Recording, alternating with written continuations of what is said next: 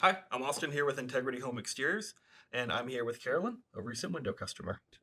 What was the house like when you guys first moved in? It was old and broken down, and all the windows that we had when we moved in here were the wavy glass. They were very difficult to open, Mm-hmm. impossible to clean, and extremely difficult to close. Mm. Plus, being drafty. In the wintertime, it was cold, and in the summertime, it does get very warm.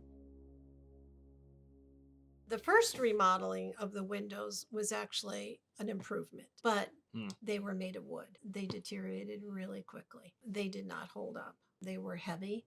Actually, they were starting to mold because they were made out of wood. When the rain would come in, it would get the wood wet.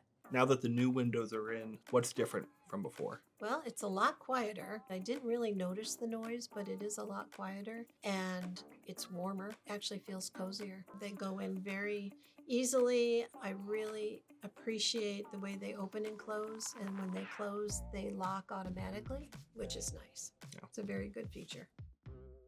The windows were installed in a day, even less than a full day, and the cleanup was amazing. They were very thorough.